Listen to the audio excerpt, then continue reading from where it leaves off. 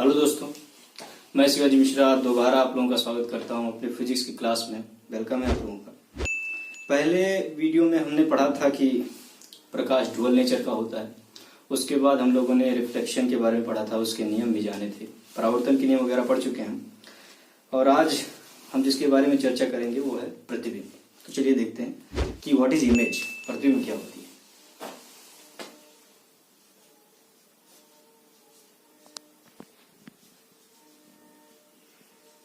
प्रतिबिंब जिसे आप इमेज कहते हैं। इमेज क्या होती है? इमेज जब आप दर्पण के सामने किसी वस्तु को रखते हैं तो उसकी आकृति दर्पण में बन जाती है, तो आप कहते हैं कि ये इस चीज का प्रतिबिंब है। किसी भी वस्तु को आप रखते हैं तो दर्पण में उस चीज का आकृति बनती है, तो आप कहते हैं कि ये इस चीज की इमेज है। लेकिन जब आपको डिफिनेशन देना होगा कि व्हाट इज इमेज, बताइए कि प्रतिबिंब क्या होता है, तो डिफिनेशन के रूप में कैसे लिखेंगे कि जब प्रकाश की किरणें किसी वस्तु से चलकर दर्पण से परावर्तन के पश्चात किसी दूसरे बिंदु पर मिलती हैं या दूसरे बिंदु से आती हुई प्रतीत होती हैं, तो उस दूसरे बिंदु को जो दूसरा बिंदु होता है उसे पहले बिंदु का प्रतिबिंब कहते हैं। फिर से बताता हूं कि जब प्रकाश की किरणें किसी वस्तु से चलकर दर्पण से परावर्तन के पश्चात किसी दूसरे बिंदु पर मिलती हैं या दूसरे बिंदु से आती हुई प्रतीत होती हैं, तो उस दूसरे बिंदु को पहले बिंदु का इमेज कहते हैं, प्रतिबिंब कहते हैं। जैसे मैं आपको एक एग्जांपल लेकर समझाता हूं, एक फिगर से। बस केवल आपके लिए एक फिगर होना चाहिए। अभी ये आप मत समझिए कि दर्पण तो सर बताए नहीं, ये दर्पण कैसे बनाने लगे। बस केवल आपको समझाने के लिए बना रहा हूं कि जैसे मान लीजिए ये आपका एक दर्पण है, अवतल दर्पण है। ये इनफाइनाइट पर आपकी एक वस्तु ऑब्जेक्ट रखा हुआ है। तो मैंने क्या कहा कि जब प्रकाश की किरण किसी वस्तु से चल करके दर्पण से परावर्तन के पश्चात, ये दर्पण है, इसे परावर्तन के पश्चात, इसे परावर्तित दर्पण से परावर्तन के पश्चात किसी बिंदु पर, आप ये देखिए बिंदु इसका, तो किसी बिंदु पर मिलती हैं या मिलती हुई या दूसरे बिंदु से आती हुई प्रतीत होती है, ये मैंने कहा था। तो आती हुई प्रतीत होने वाला का भी मैं एक फिगर बना देता हूं। यहां आपकी इनफाइनाइट पर एक वस्तु है। मैंने कहा कि जब प्रकाश की किरण किसी वस्तु से चलकर दर्पण से परावर्तन के पश्चात, यह आपका दर्पण है, दर्पण से परावर्तन के पश्चात किसी दूसरे बिंदु पर, मैंने कहा था किसी दूसरे बिंदु पर मिलती हैं या दूसरे बिंदु से आती हुई प्रतीत होती है, ये आपका दूसरा बिंदु। अगर आप इसे यहां से मिला दें तो ऐसा लग रहा है कि जैसे ये किरण, अगर आप इसे यहां से ध्यान से देखें तो ये किरण जैसा लग रहा है कि ये यहां से आ रही है, ऐसा लग रहा है कि यहां से आ रही है या इस बिंदु से, ये दूसरे बिंदु से। तो यही जो बिंदु होता है यही आपका इमेज होता है। इसी बिंदु पर आपका इमेज बनता है। इसमें क्या है, पॉइंट एफ, इसमें भी इमेज एफ पर बन रहा है, पॉइंट एफ पर बन रहा है। ये चूंकि एक पॉइंट के रूप में है इसलिए एक पॉइंट इमेज है। क्या है, बिंदु प्रतिबिंब, पॉइंट इमेज। मतलब समझ रहे हैं ना मैंने क्या कहा? फिर से सुनिए। अब आपको बिल्कुल क्लियर हो जाएगा इस बार कि ये कोई एक वस्तु है। तो मैंने कहा कि जब प्रकाश की किरणें किसी वस्तु से चल करके दर्पण से परावर्तन के पश्चात, ये परावर्तित हो गई, यहां से किरणें यहां से चली, ये यहां से चली, दर्पण से परावर्तित हुई और परावर्तन के पश्चात जिस बिंदु पर मिल रही है या जिस दूसरे बिंदु से आती हुई प्रतीत होती है, ये एक बिंदु है जिससे जाती हुई प्रतीत हो रही है, जिससे बाहर आती हुई प्रतीत हो रही है, तो उस दूसरे बिंदु को इस पहले बिंदु का, मतलब यहां से मान लीजिए चल रही है, तो ये इस चीज का इमेज कह रहे हैं कि यहां पर बन रहा है। तो मतलब ये जो पॉइंट है, ये पॉइंट इमेज है, वही चीज है कि ये इस वस्तु का प्रतिबिंब है। मतलब जब अनंत से यहां से किरणें चली और यहां से परावर्तित हुई दर्पण से, तो इस बिंदु पर आकर मिली और यहां से आती हुई प्रतीत हुई। फिर मैंने कहा कि ये जो पॉइंट है, दूसरा पॉइंट, ये उस पहले पॉइंट का प्रतिबिंब है, यानी इमेज। मतलब आप लोगों को समझ में आया होगा। इमेज दो प्रकार का होता है। पहली होती है रियल इमेज, जिसे आप वास्तविक प्रतिबिंब कहते हैं, जिसे आप वास्तविक प्रतिबिंब कहते हैं। ठीक, वास्तविक प्रतिबिंब। और दूसरा होता है virtual image. Virtual image, virtual image, जिसे आप आभासी प्रतिबिंब कहते हैं, आभासी प्रतिबिंब कहते हैं। ध्यान दीजिएगा, इसी में आप समझ जाएंगे क्या होता है।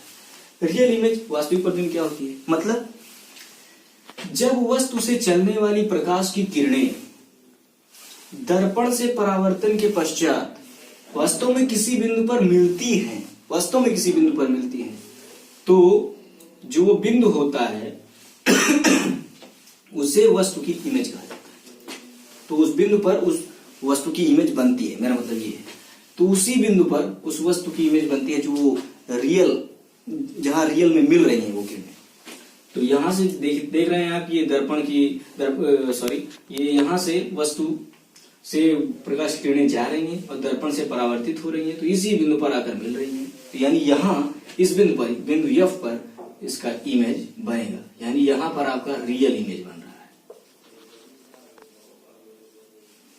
रियल इमेज बन रहा है। मतलब जब वस्तु से चलने वाली प्रकाश की किरणें दर्पण से परावर्तन के पश्चात वास्तव में किसी बिंदु पर मिलती है, तो उस बिंदु पर रियल इमेज बनता है, वास्तविक प्रतिबिंब बनता है। मतलब हम क्या कहेंगे कि जब वस्तु से चलने वाली प्रकाश की किरणें दर्पण से परावर्तन के पश्चात वास्तव में किसी बिंदु पर मिलती हैं, तो उस बिंदु को क्या कहते हैं कि उसी बिंदु पर वस्तु का प्रतिबिंब बनेगा। उस बिंदु पर जहां काटती है वही उसका प्रतिबिंब बनता है, यानी वही प्रतिबिंब होता है। ठीक, उसके बाद यहां अब यानी रियल इमेज जिसे हमने कहा। चलिए वर्चुअल इमेज आ जाते हैं कि व्हाट इज वर्चुअल इमेज। मतलब जब किसी वस्तु से चलने वाली प्रकाश की किरणें दर्पण से परावर्तन के पश्चात किसी दूसरे बिंदु से आती हुई प्रतीत होती हैं, मतलब मिलती नहीं है, मतलब क्या प्रतीत होती हैं, वह बिल्कुल रियल नहीं है, प्रतीत होती हैं, तब हम कहते हैं कि ये जो पॉइंट है ये इस वस्तु का प्रतिबिंब है। दरअसल ध्यान ये देना है कि ये जो रियल इमेज होती है इसे आप पर्दे पर ले सकते हैं, पर्दे पर ले सकते हैं, पर्दे पर ले सकते हैं। जैसे कि आप फोटो खिंचवाने जाते हैं, वो आपकी रियल इमेज होती है, तो कॉपी निकाल के दे देता है, आप फोटो लेकर घर चले जाते हैं। लेकिन ये जो वर्चुअल इमेज होती है, आभासी प्रतिबिंब जिसे आप कहते हैं, इसे आप पर्दे पर नहीं लिख सकते। जैसे सोचिए कि आप मरीचिका का एग्जाम्पल पढ़ते होंगे, मिरज जिसे आप कहते हैं। जब आप उसके बारे में पढ़ते थे कि रेगिस्तान में जब आप जाते हैं तो किसी पेड़ का उल्टा प्रतिबिंब आपको दिखाई देता है। आप दूर खड़े रहते हैं तो ऐसा दिखाई देता है, आप दूर खड़े रहकर उसकी फोटो ले सकते हैं, लेकिन जब आप पास जाते हैं तो आपको वहां ऐसा कुछ मिलता नहीं है। मतलब इसकी आप फोटो ले सकते हैं, फोटो ले सकते हैं, फोटो ले सकते हैं, मतलब फोटो इसकी ले सकते हैं आप, लेकिन आप इसे पर्दे पर नहीं ले सकते, पर्दे पर नहीं ले सकते। ठीक है, पर्दे पर नहीं ले सकते। तो हमने क्या कहा कि रियल इमेज जो होती है कि जब वस्तु से चलने वाली प्रकाश की किरणें दर्पण से परावर्तन के पश्चात वास्तव में किसी बिंदु पर मिलती है, तो उस हम बिंदु को उस वस्तु का क्या कहते हैं, प्रतिबिंब कहते हैं। और वर्चुअल इमेज में, आभासी प्रतिबिंब में हमने कहा कि जब वस्तु से चलने वाली प्रकाश की किरणें दर्पण से परावर्तन के पश्चात किसी दूसरे बिंदु से आती हुई प्रतीत होती हैं, तो हम कहते हैं कि जो पॉइंट है इस वस्तु का प्रतिबिंब, आभासी प्रतिबिंब। ठीक है, वर्चुअल इमेज होती है। हमने कहा कि आप रियल इमेज को पर्दे पर ले सकते हैं, लेकिन आप इसे पर्दे पर नहीं ले सकते वर्चुअल इमेज को। क्यों? क्योंकि उसका केवल फोटो ले सकते हैं, क्योंकि वो रियल नहीं है। आप उसे उसकी फोटो तो ले सकते हैं, लेकिन आप उसे पर्दे पर नहीं ले सकते। तो अगला टॉपिक जिसके बारे में हम पढ़ेंगे वो है स्फेरिकल मिरर।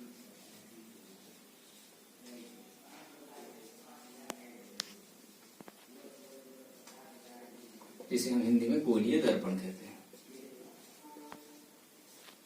क्या कहते हैं? गोलीय दर्पण। क्या होता है गोलीय दर्पण? चलिए समझते हैं। ये कोई कांच का एक खोखला गोला है, ठीक है। हमने क्या किया कि इसको यहां से ऐसे ऐसे कट कर दिया, कट कर दिया। तो आप देख रहे हैं इसका एक हिस्सा ऐसे बचेगा, एक दूसरा हिस्सा ऐसे बचेगा, ठीक है। तो यही जो बचता है हिस्सा, इसे ही हम कहते हैं कि गोलीय दर्पण। मतलब गोलीय दर्पण जो होता है वो किसी कांच के खोखले गोले के कटे हुए भाग होते हैं। मतलब जो गोलीय दर्पण होता है, स्फेरिकल मिरर जो होता है, वो किसी कांच के खोखले गोले का कटा हुआ भाग होता है। इतना आप समझते हैं। तो आप इससे दर्पण कैसे बनाते हैं? जैसे देखिए, ये मैंने इसका एक भाग ले लिया, ठीक है। मैंने इसके उभरे हुए भाग पर पेंट कर दिया। आप पूछ सकते हैं कि जैसे पेंट किससे करेंगे, तो पारे से, पारे की कलई कर सकते हैं या पारे का पेंट कर सकते हैं आप। दूसरा रेड ऑक्साइड, रेड ऑक्साइड का भी कर सकते हैं। इसे करते हैं तो इसके उभरे हुए भाग पर मैंने पेंट कर दिया। मतलब अब इधर से परावर्तन अवरुद्ध है, इधर से परावर्तन नहीं होगा। परावर्तन इसके दबे हुए तल से होगा, भीतरी तल से। मतलब इधर से अब किरणें परावर्तित होंगी। तो इस दशा में जो दर्पण बनता है उसे हम कहते हैं कि ये कनकेव मिरर है। कनकेव मिरर का मतलब अवतल दर्पण। ये अवतल दर्पण है, अवतल दर्पण। अब अगर जैसे कि हमने इधर से काटा था, इधर से काट देते हैं, इधर से काट दिया और इस भाग को ले लेते हैं, तो ये कुछ ऐसा हो जाएगा। और इसके उभरे हुए तल पर न करके इसके दबे हुए तल पर हम पॉलिश कर देते हैं। मतलब इसके भीतरी तल को हमने अवरुद्ध कर दिया, इधर से अब परावर्तन नहीं होगा। मतलब इसके उभरे हुए तल से परावर्तन होगा। तो इस दशा में जो दर्पण बनता है उसे हम कॉन्वेक्स मिरर कहते हैं। कॉन्वेक्स मिरर, जिसे आप उत्तल दर्पण कहते हैं। उत्तल दर्पण मतलब गोलीय दर्पण जो होता है आपका स्फेरिकल मिरर, वो दो प्रकार का होता है। पहला होता है कनकेव मिरर और दूसरा होता है कन्वेक्स मिरर। कन्वेक्स मिरर मतलब कनकेव मिरर क्या होता है कि जिसके उभरे हुए तल पर पॉलिश की होती है और परावर्तन भीतरी तल से होता है। मतलब जिसका भीतरी तल परावर्तक होता है और उभरे हुए तल पर पॉलिश की होती है, कलई की होती है, उस दर्पण को हम कहते हैं कि वो कनकेव मिरर है, अवतल दर्पण है। लेकिन जिसके उभरे हुए तल से परावर्तन होता है और भीतरी तल पर पॉलिश की होती है, मतलब जिसका परावर्तक तल उभरा हुआ तल होता है और जिसका भीतरी तल पॉलिश नुमा होता है, पॉलिश युक्त होता है, उसे हम, उस प्रकार के दर्पण को हम कन्वेक्स मिरर कहते हैं। इतना आपको समझ में आना चाहिए। क्या कहा मैंने कि कनकेव मिरर यानी अवतल दर्पण में भीतरी तल से परावर्तन होता है, उसके उभरी तल पर पॉलिश होती है, और उत्तल दर्पण में उभरे हुए तल से परावर्तन होता है, उसके धंसे हुए तल में, भीतरी तल में पॉलिश की गई होती है। ठीक है। तो हमने पढ़ा कि स्फेरिकल मिरर यानी गोले दर्पण दो प्रकार का होता है। एक होता है कनकेव मिरर और दूसरा होता है कॉन्वेक्स मिरर। मतलब एक अवतल दर्पण और दूसरा होता है उत्तल दर्पण। अवतल दर्पण वो होता है जिसके भीतरी तल से परावर्तन होता है, जिसका बाहरी तल पॉलिश किया गया होता है। जबकि उत्तल दर्पण में क्या होता है कि उसके बाहरी तल से परावर्तन होता है और भीतरी तल में पॉलिश किया गया होता है। तो अगली हेडिंग हम पढ़ेंगे कि गोलीय दर्पण से संबंधित परिभाषाएं।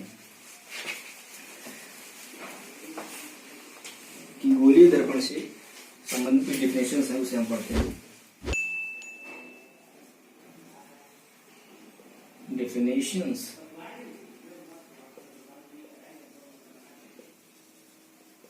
related to spherical mirror। Spherical mirror, तो सबसे पहले मैंने आपको बताया था कि जो गोले दर्पण होते हैं किसी कांच के खोखले गोले के कटे हुए भाग होते हैं। जब आप इसे लेंगे और इसके धसे हुए भाग पर कलई कर देंगे तो इधर उत्तल दर्पण बन जाएगा, और इधर अगर बाहरी तल पर कलई कर देंगे या प्रिंट कर देंगे तो ये अवतल दर्पण बन जाएगा। ठीक है, इतना आप लोगों को पता है। तो पहली जो हेडिंग है वो है 3। तो पहली हेडिंग है सेंटर ऑफ कर्वेचर, जिसे आप वक्रता केंद्र कहते हैं। क्या कहते हैं? वक्रता केंद्र। सेंटर ऑफ कर्वेचर, वक्रता केंद्र क्या होता है? मैंने आपसे कहा था कि जो गोलीय दर्पण होते हैं वो कांच की खोखले गोले के कटे हुए भाग होते हैं। तो सेंटर ऑफ कर्वेचर क्या है? वक्रता केंद्र क्या होता है? तो गोलीय दर्पण जिस कांच के खोखले गोले के कटे हुए भाग होते हैं उसका जो एक केंद्र होता है, जो सेंटर होता है, उसे ही हम कहते हैं कि ये सेंटर ऑफ कर्वेचर है उस गोलीय दर्पण का। मतलब उसे ही हम गोलीय दर्पण का वक्रता केंद्र कहते हैं। मतलब गोलीय दर्पण जिस खोखले कांच के गोले के कटे हुए भाग होते हैं उसके केंद्र को ही हम वक्रता केंद्र कहते हैं। समझ में आया? क्लियर होना चाहिए कि गोलीय दर्पण जिस खोखले कांच के गोले के कटे हुए भाग होते हैं उसका जो केंद्र होता है उसे हम वक्रता केंद्र कहते हैं। दूसरा, रेडियस ऑफ कर्वेचर।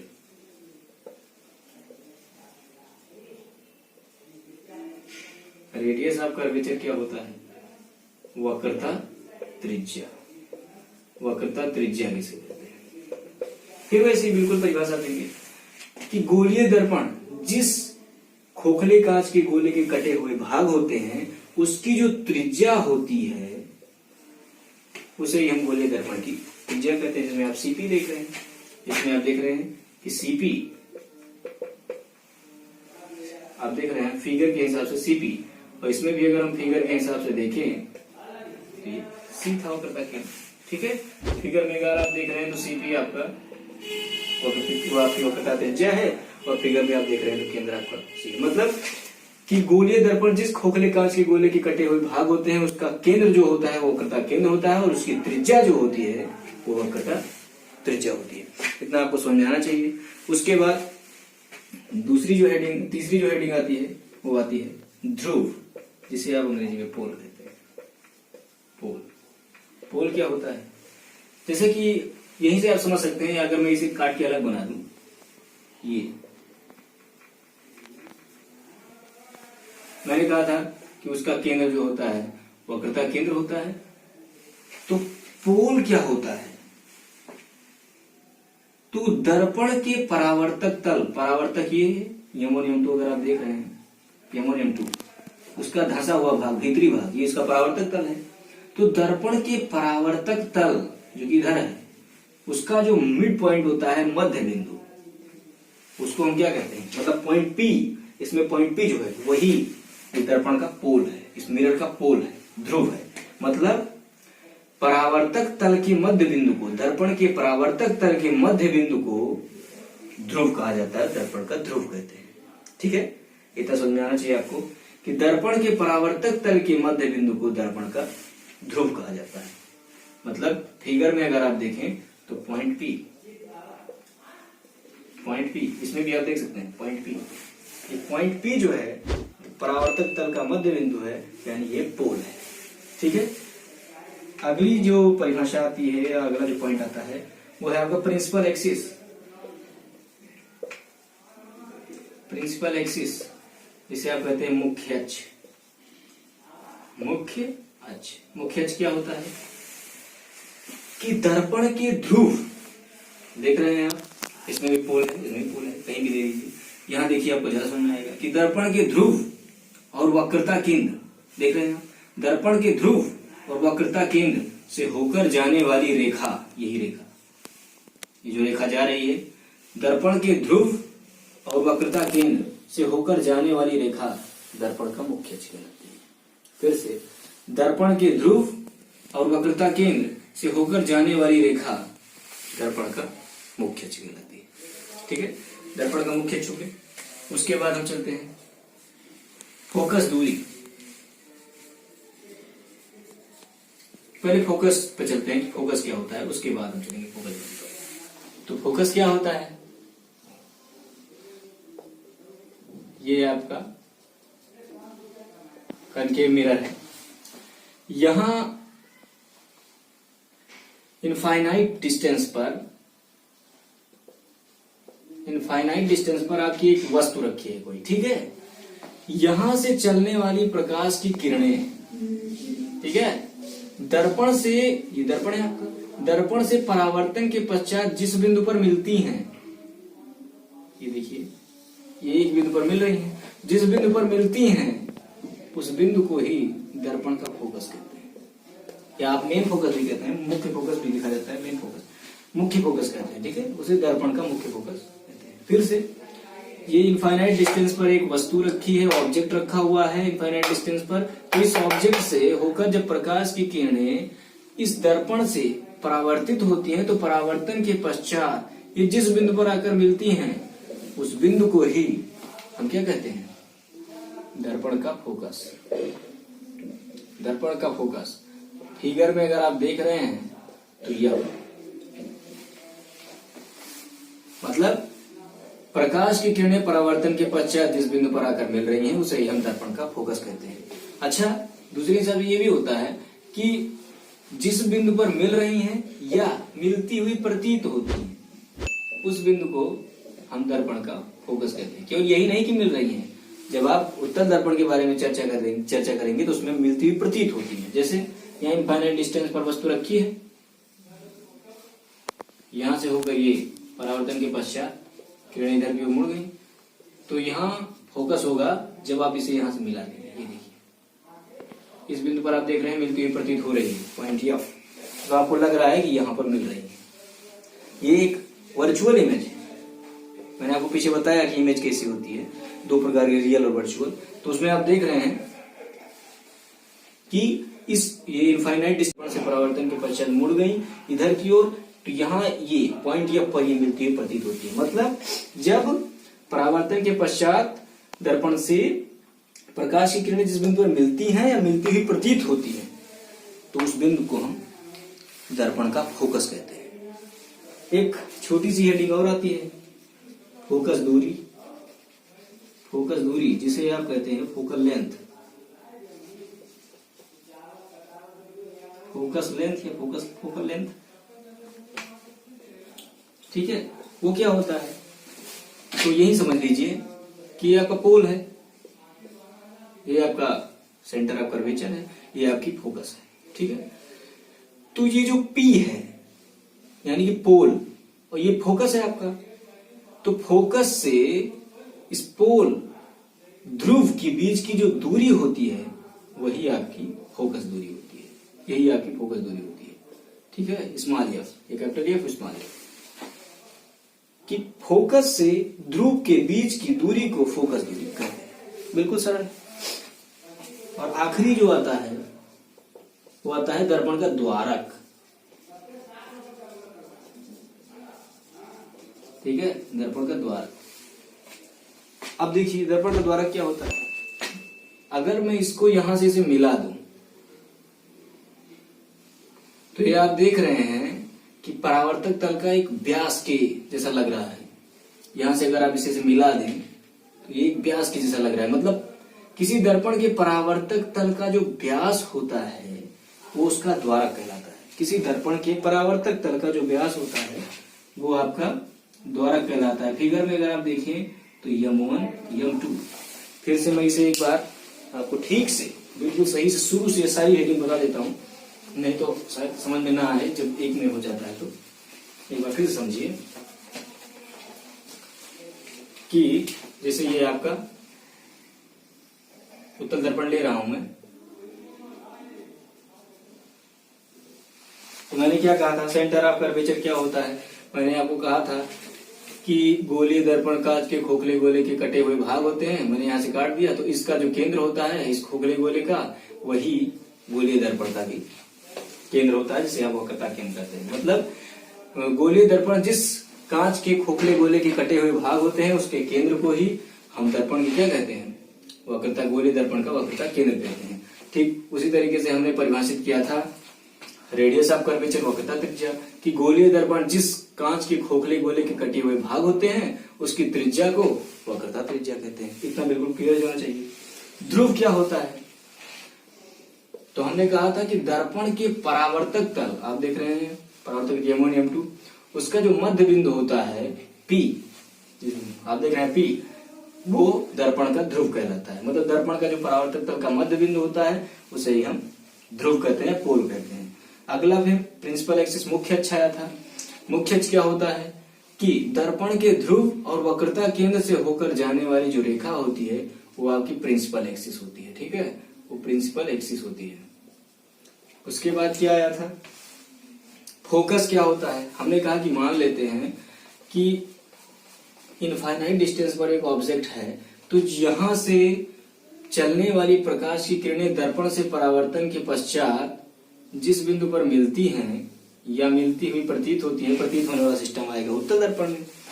तो जिस बिंदु पर मिलती हैं या मिलती हुई प्रतीत होती हैं उस बिंदु को ही हम क्या कहते हैं, फोकस, यानी मेन फोकस या मुख्य फोकस कहते हैं। इतना आपको समझ में आना चाहिए कि प्रकाश की किरणें दर्पण से परावर्तन के पश्चात जिस बिंदु पर मिलती हैं या मिलती हुई प्रतीत होती हैं, अवतल दर्पण में दिखा देता हूं एक बार, जिस बिंदु पर मिलती हैं या मिलती हुई प्रतीत होती हैं, तो प्रतीत कैसे हो रही है देखिए, ये हमने बना दिया अवतल दर्पण, उत्तल दर्पण, कन्वेक्स मिरर। तो यहाँ देखिए, ये इधर पीछे मिला दीजिए, तो यहाँ इनफाइनाइट डिस्टेंस पर एक ऑब्जेक्ट रखा हुआ है, यहाँ से चलने वाली प्रकाश किरणें दर्पण से परावर्तन के पश्चात जिस बिंदु पर मिलती है तो यहाँ मिल रही है और यहाँ मिलती हुई प्रतीत हो रही है। ये आपका कॉन्वेक्स मिरर में है। तो ये जो पॉइंट एफ होता है इसे ही हम दर्पण का फोकस कहते हैं। अगला आता है फोकस दूरी क्या है, तो ध्रुव से फोकस के बीच की दूरी को फोकस दूरी कहते हैं, कि ध्रुव से फोकस के बीच की दूरी को फोकस दूरी कहा जाता है। स्मॉल एफ से लिखते हैं आप इसको। और दर्पण का द्वारक क्या होता है कि जो परावर्तक तल, अगर परावर्तक तल, ये M1 M2 को आप मिला दीजिए, तो ये जो परावर्तक तल का व्यास होता है उसे ही हम दर्पण का द्वारक कहते हैं। दर्पण के परावर्तक तल के व्यास को M1 M2 फिगर में आप देखें तो M1 M2 जो दर्पण के परावर्तक तल का व्यास होता है वही आपका दर्पण का द्वारक होता है, अपर्चर ऑफ मिरर होता है। ठीक है, दर्पण का द्वारक उसे कहते हैं। तो इतनी सारी चीजें हमने आज डिटेल में समझी। तो फिर हम लोगों ने आज क्या पढ़ा शुरू से, एक बार फिर से शॉर्ट में थोड़ा सा जल्दी समझ लेते हैं कि क्या पढ़ा आज हमने। पहले हमने पढ़ा इमेज, कि इमेज क्या होती है।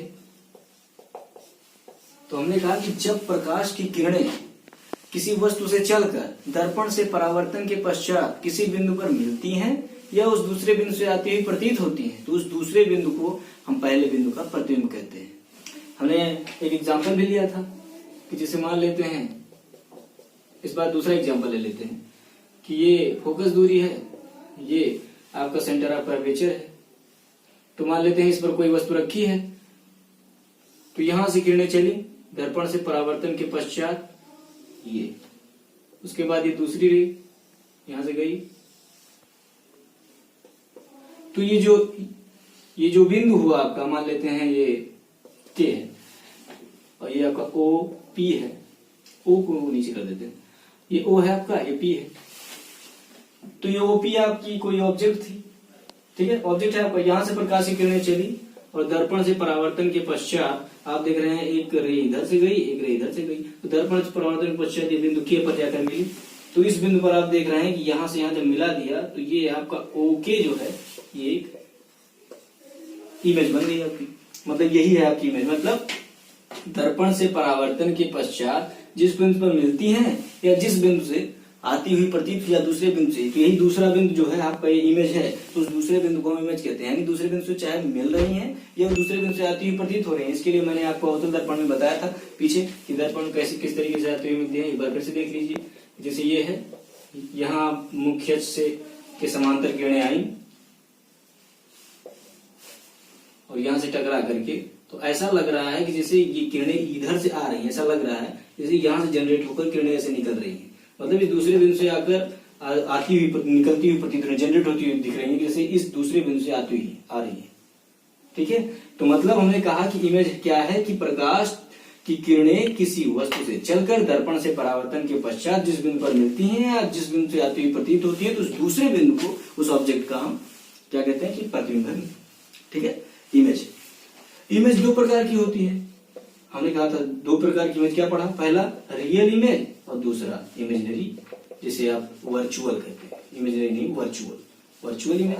तो रियल इमेज क्या होती है? मतलब अगर प्रकाश की किरणें दर्पण से परावर्तन के पश्चात वास्तव में किसी बिंदु पर मिलती हैं तो हम उसे रियल इमेज कहते हैं, और रियल इमेज को हम पर्दे पर ले सकते हैं। लेकिन अगर प्रकाश की किरणें दर्पण से परावर्तन के पश्चात किसी दूसरे बिंदु से आती हुई प्रतीत होती हैं तो हम क्या कहते हैं कि वो वर्चुअल इमेज है, जिसे हम पर्दे पर नहीं ले सकते, उसकी केवल फोटो ले सकते हैं।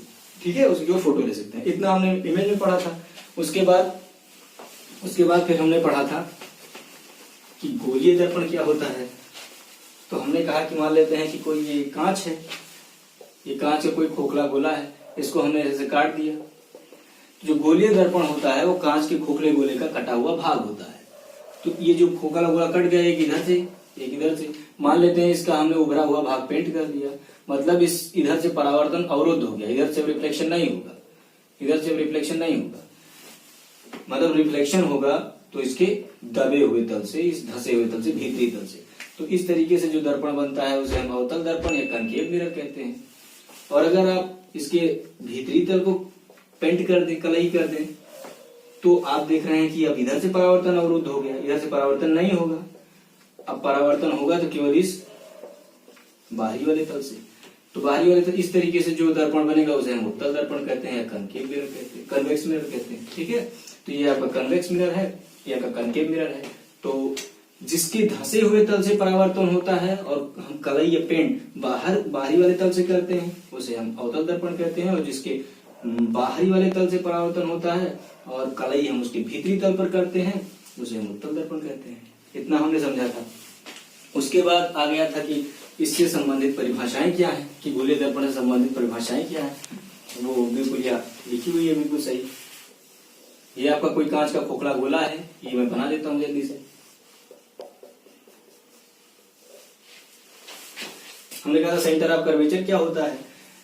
तो हमने कहा कि जो गोलीय दर्पण होते हैं वो कांच के खोखले गोले के कटे हुए भाग होते हैं। हमने कहा था कि जो गोलीय दर्पण होते हैं वो कांच के खोखले गोले के कटे हुए भाग होते हैं, और उस खोखले गोले का, उस कांच के खोखले गोले का जो केंद्र होता है उसे ही हम उस गोलीय दर्पण का वक्रता केंद्र कहते हैं, यानी कि सी। अगर हम इसको सी नाम देते हैं, मतलब गोलीय दर्पण जिस कांच के खोखले गोले के कटे हुए भाग होते हैं उसका केंद्र वक्रता केंद्र कहलाता है। दूसरा रेडियस ऑफ कर्वेचर, इसी कांच के गोले की जो त्रिज्या होती है, मतलब गोलीय दर्पण जिस कांच के खोखले गोले के कटे हुए भाग होते हैं उसकी त्रिज्या गोलीय दर्पण की वक्रता त्रिज्या होती है, रेडियस ऑफ कर्वेचर होती है। ध्रुव क्या होता है, अब इसमें समझ लीजिए, चाहे इसमें ही समझ लीजिए। जब आप इसे कलई कर देते हैं तो उसके बाद बिल्कुल मतलब निकाल के यहीं पर हमने रख दिया है, बस और कुछ है नहीं। तो ये इसका जो परावर्तक तल है M1 M2, मतलब परावर्तन इसके भीतरी तल से हो रहा है, तो उस परावर्तक तल के मिड पॉइंट को, मध्य बिंदु को ही हम क्या कहते हैं, ध्रुव, यानी वही इसका पोल है। उसके बाद प्रिंसिपल एक्सिस आता है कि वक्रता केंद्र और ध्रुव को मिलाने वाली जो रेखा होती है, ये आप देख रहे जा रही है, इस रेखा को हम प्रिंसिपल एक्सिस कहते हैं। उसके बाद मेन फोकस है, फोकस आता है। जैसे मान लीजिए इनफाइनाइट पर कोई वस्तु रखी है, यहाँ से चलने वाली प्रकाश की किरणें जब दर्पण से परावर्तन के पश्चात जिस बिंदु पर आकर मिलती हैं उसी बिंदु को हम दर्पण का फोकस कहते हैं। ये देख रहे हैं आप। और चाहे आप कहें कि फोकस में मिलती है, और भी कहते हैं कि फोकस में मिलती हुई या जिस बिंदु पर मिलती हुई प्रतीत होती है, मतलब कि मुख्य अक्ष के समांतर आने वाली किरणें दर्पण से परावर्तन के पश्चात जिस बिंदु पर मिलती हैं या जिस बिंदु पर मिलती हुई प्रतीत होती है उस बिंदु को ही हम कहते हैं फोकस या मेन फोकस। फोकस दूरी क्या है, फोकस और ध्रुव के बीच की जो दूरी है उसे हम फोकस दूरी कहते हैं। उसके बाद दर्पण का द्वारक या अपर्चर ऑफ मिरर आता है। तो क्या होता है, अगर आप इस M1 M2 मतलब परावर्तक तल जिसे आप कह रहे हैं, इसको अगर मिला दें, सीधे पर मिला देते हैं, तो यही इसका दर्पण का द्वारक होता है। मतलब परावर्तक तल का व्यास, दर्पण के परावर्तक तल के व्यास, जैसे फिगर में आप M1 M2 देख रहे हैं, दर्पण के परावर्तक तल के व्यास को ही हम दर्पण का द्वारक कहते हैं। इतनी चीजें आज हमने पढ़ी। तो थैंक यू, आप लोगों ने हमें इतना देर तक सुना, और काफी इंपॉर्टेंट है, आप लोग तैयार कीजिए।